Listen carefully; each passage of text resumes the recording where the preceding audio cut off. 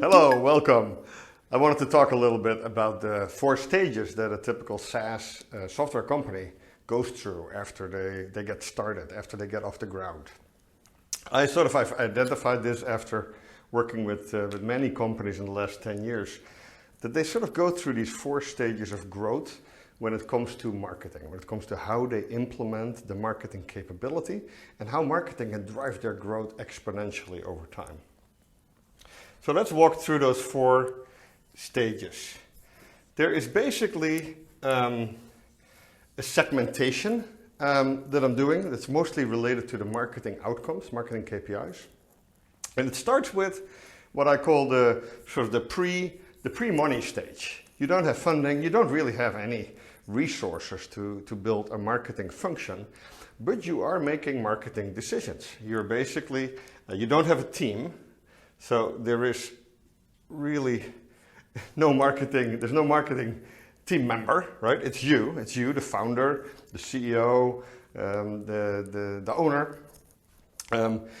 And the type of decisions you're making here around marketing are things like positioning, right? You are actually making decisions on how you're positioning your company, how you're talking about your company, what audience you're going after, what type of customers you're looking for.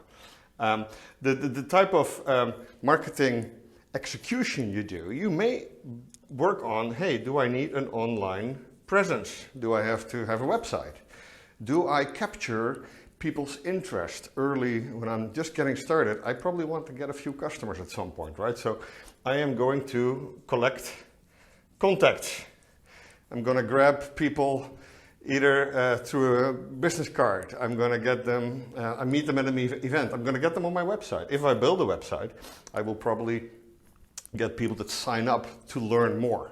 So I'm making some fundamental strategic marketing decisions. I'm talking about positioning. How do you basically message what you have to offer, your first pitch? And you're making more tactical decisions. How am I going to look online? Do I have to have a social presence, a web presence?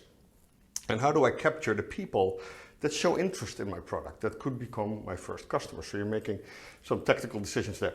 And you might even, if you're really going for it, you might even hire some kind of a digital agency to help you with some of these things, right?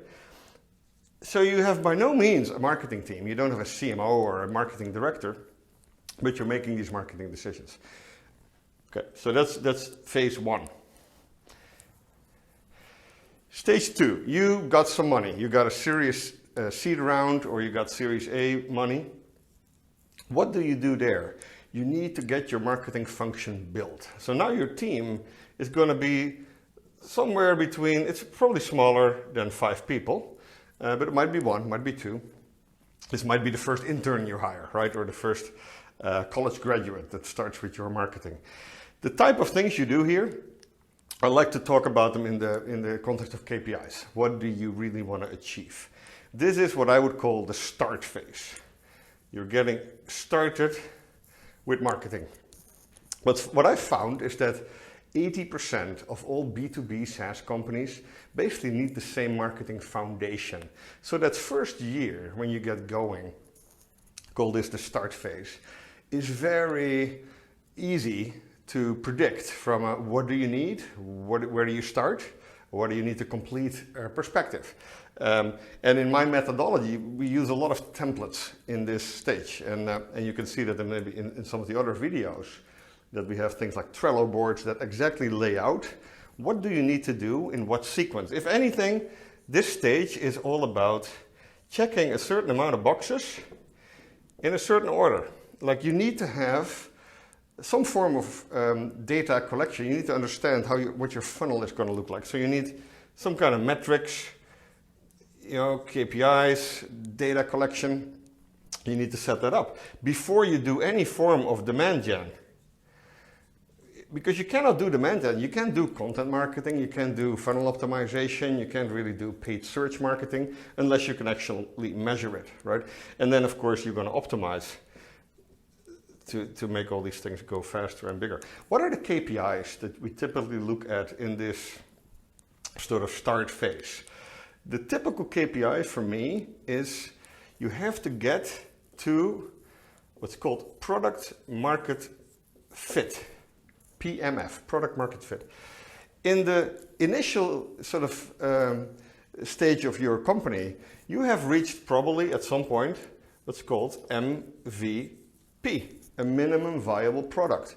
You found a few people who basically have said, hey, this makes sense. We need this solution. And we're actually willing to vote with our time to help you build it, to develop it. That's what really this first stage is. You can think of it as the technology adoption curve that some of you may be familiar with. The technology adoption curve basically talks about which audiences are perceptive to your message, to your product value proposition, at what stage of the maturity of the technology category you're playing in. And if you're creating a new category, if your solution brings something new to the market, you have to prove first that that solution is going to have an audience, that there are people that are willing to first pay with their time and later pay money for that solution. And that's what MVP is. And the sort of the audience that you typically get here, let me use a different color, are what's called innovators. The innovators are really the initial audience for a new product category. When you want to get to product market fit, you need to have people buy your product for economical reasons. They need to really believe in the value that it's adding. And this is typically the early adopter audience, and maybe a little bit of early majority. And we'll get back to that later. What are the other KPIs here? So product market fit is really the goal of the start phase. Another important KPI is MQLs. Once you know what a good customer looks like, you're getting early adopters, you're getting customers who like your product and you like them. You think those could be good customers for your business. Then you need to get more of those. So that second phase, the start phase, is all about building a demand gen engine that you can optimize to get the right marketing qualified leads, the leads that you actually want. Okay, this takes about 6 to 12 months. There's a lot of things you need to do, from getting your Google Analytics set up, getting a marketing automation infrastructure in place. You're hiring your first marketing team, so you're hiring maybe 1, 2, 3 people. Make sure those are great hires. And you have to start doing things like content marketing. You have to have the right positioning, messaging, a value prop that resonates with your audience on your website. You need to start building some analytics tools, dashboards, track your KPIs, a lot of foundational work.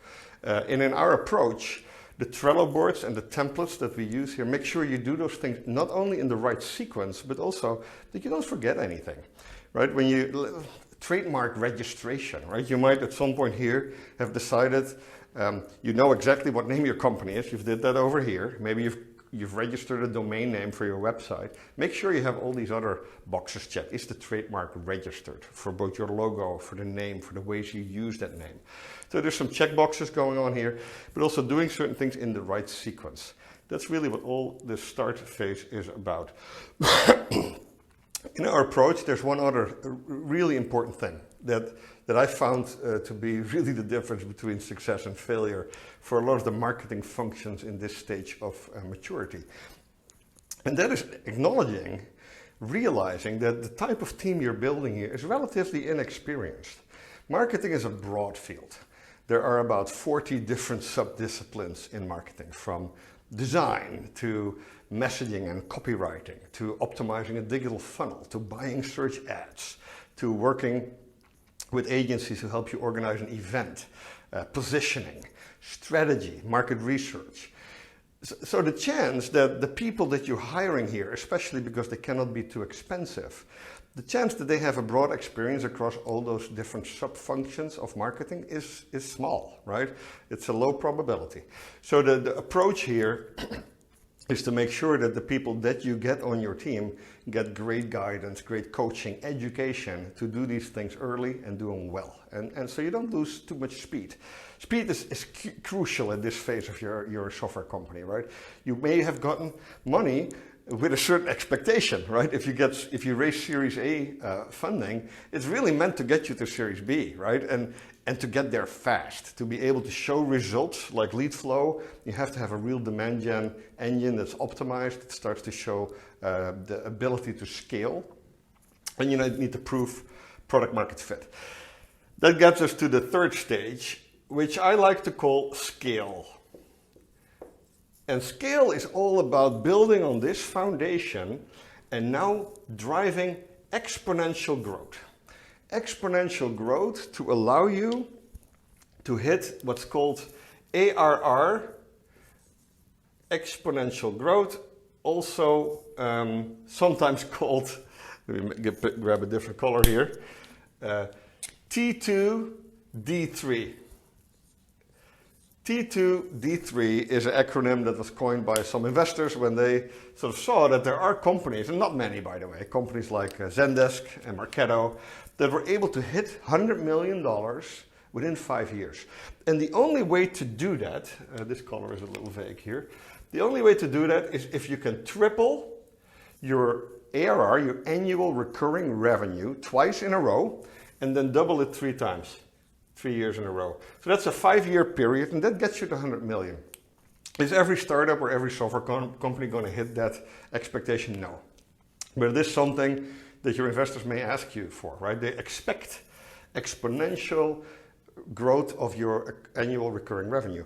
And that's really what this phase is about. Now that you've built your foundation, your team may be still small, but it could get up to maybe 10 people. Let's say the team could be, up to about 10 people.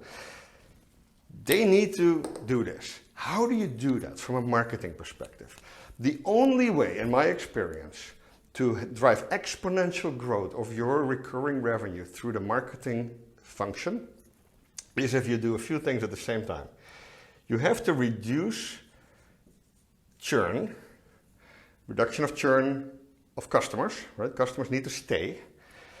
You need to optimize CAC as a function of lifetime value. I should do this in the other way around. So CAC needs to be smaller, of course, than lifetime value of a customer. And it's important. CAC, by the way, is customer acquisition cost.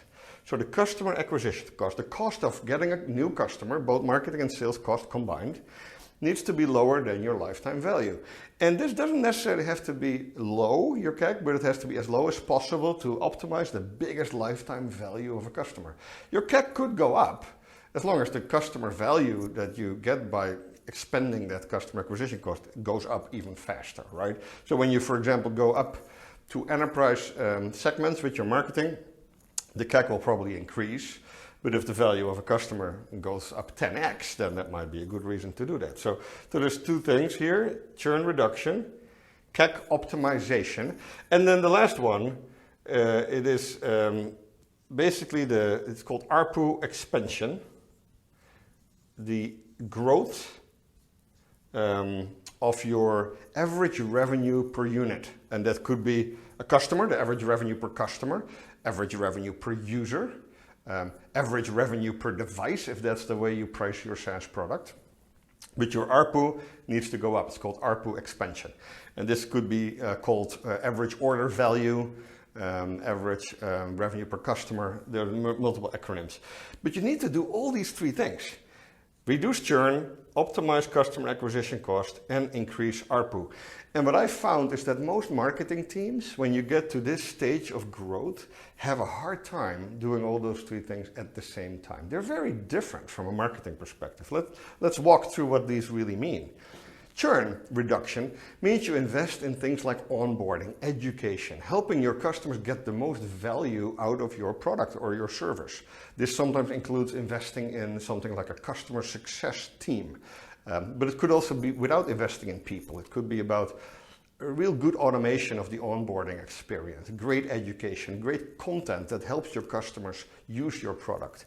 A great way to think about reducing churn by the right focus on the right things that customers care about is what I like to call, and let's use blue again for this, getting as many engaged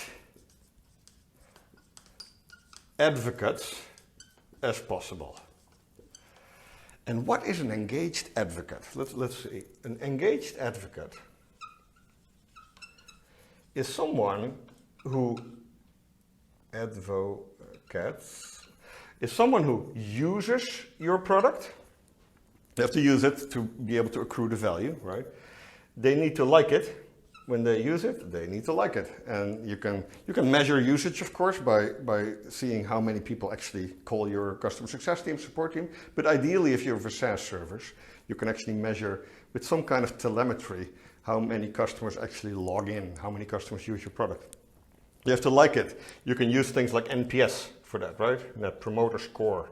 Can you find a proxy to understand whether your customers are enjoying using your product? And then ideally, they share their excitement with others. So use, like, share. That's really what an engaged advocate is.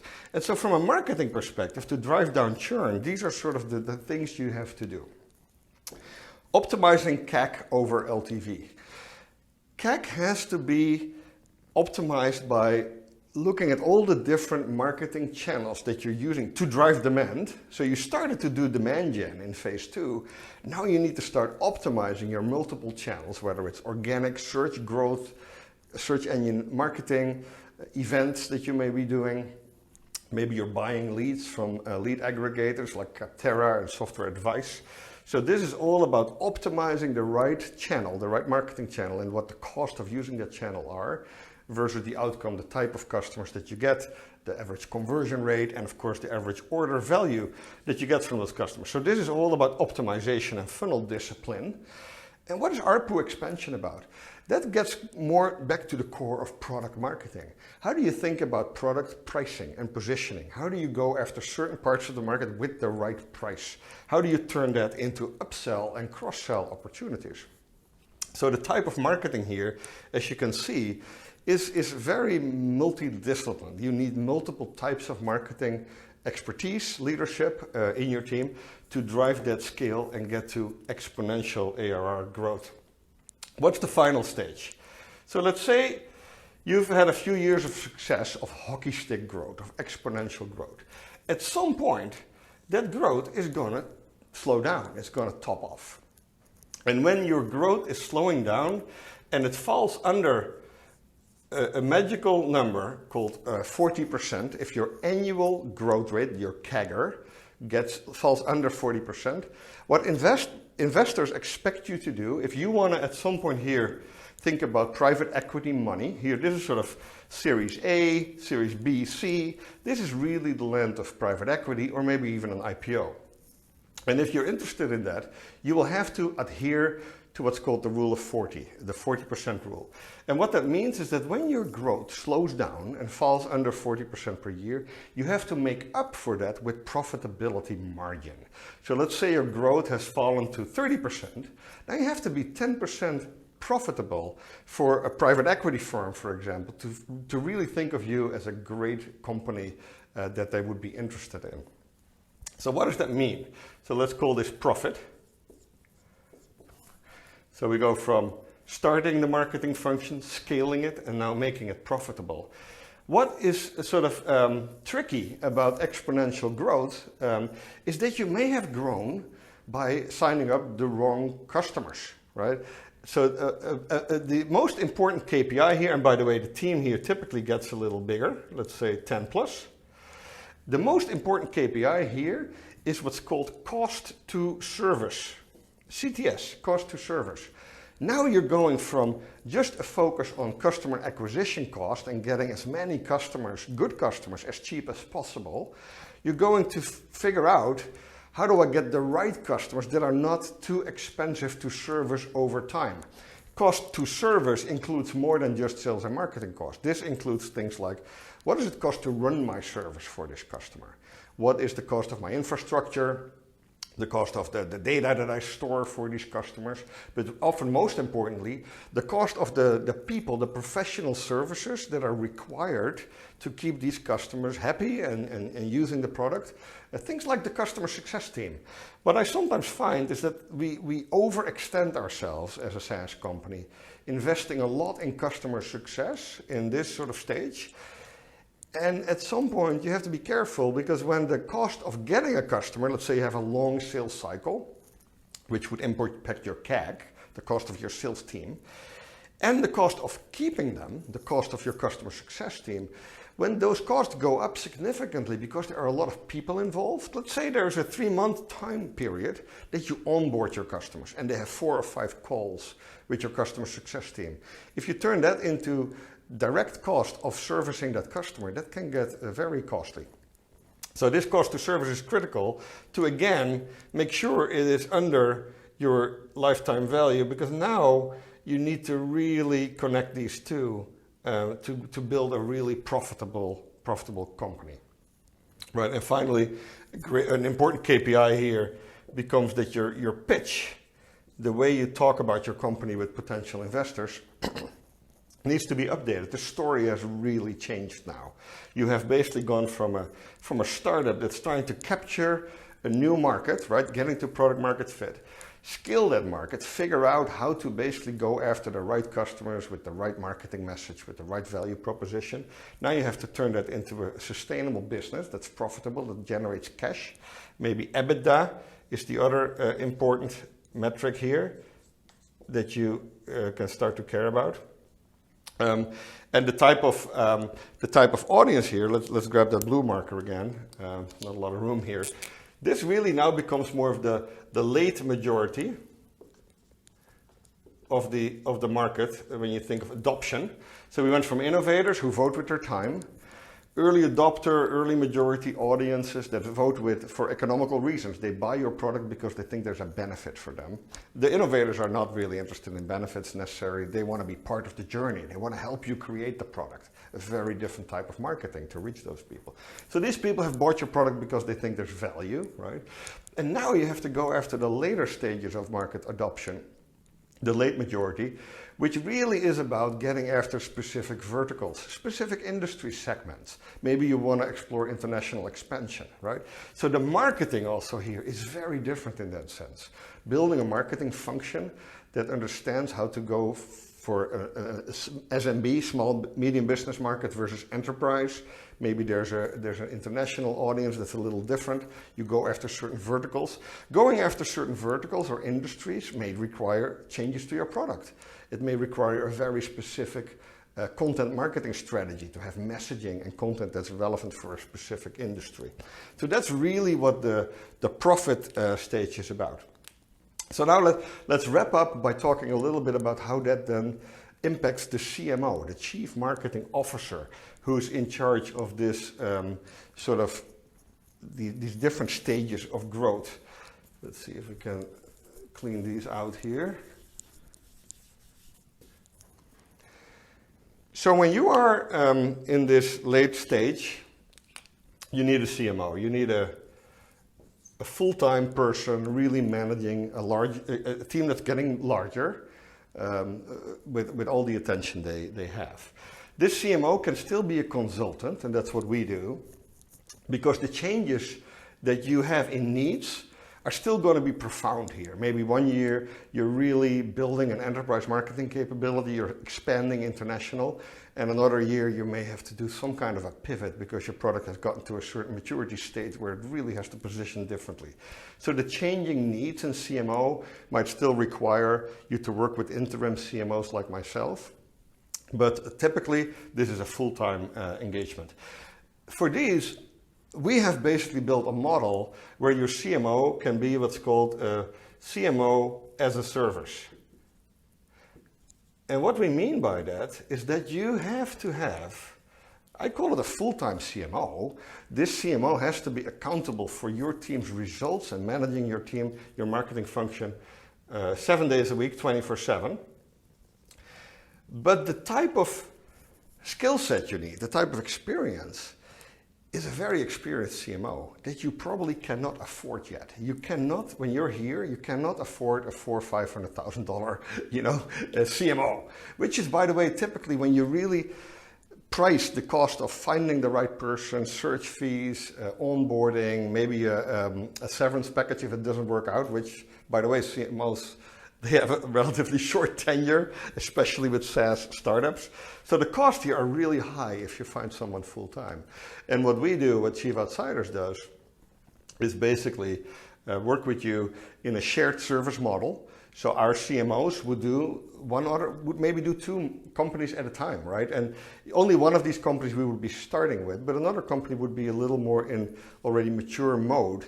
And by allowing us to do this shared, you can actually afford a very experienced CMO and not try to get away with someone who may not have done this before, who you can afford and who would be on your payroll, but who would not be able maybe to execute on all the things you need here. And then finally, if you're not ready to invest in marketing, you really don't have budget for that, but you're making marketing decisions, we hope we can help you in a coaching capacity. And this could be based on a retainer fee, but we're even open to do fast agreements here to take some equity. Because we really want to help you make some of these marketing decisions that will have big impact later on, to make those in the right way. One of the things that is very critical early on, but it will actually stay important, is how do you manage external resources? You are going to have to rely on hiring a designer to get your logo in place, to maybe work with someone to build your website. And there's a rule: when you outsource things that you don't understand yourself, it's hard. You only outsource what you master. And we can help with that, either in a coaching capability, and of course here, when we are your CMO, we manage third-party resources with a lot of experience, so that you don't get manhandled by a digital agency. So that's really the coaching phase. So to sort of recap, these 4 phases have very specific mapping to the marketing maturity of your SaaS company. It does not always map exactly to things like sales or product maturity, but for marketing, we think getting to MVP, minimum viable product, get people to vote with their time and basically say, hey, we think this makes sense, we want to be part of this, is step 1.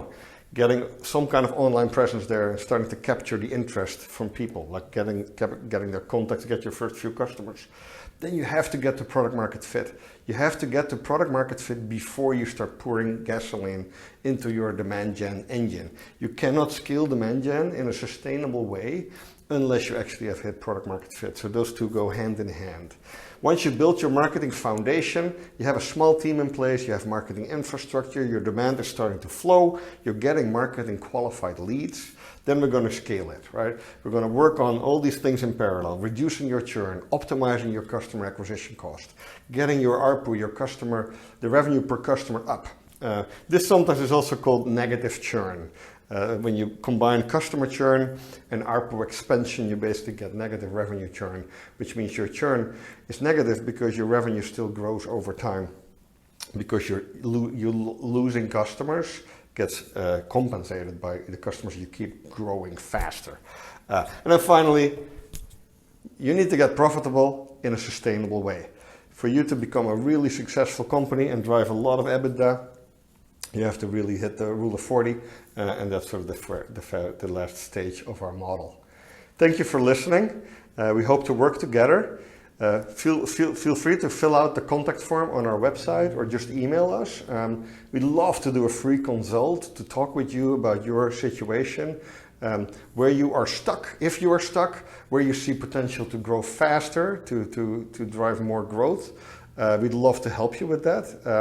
So send us a note, fill out the form, and we'd love to invest in sort of your situation by figuring out what makes sense to you. Thank you so much.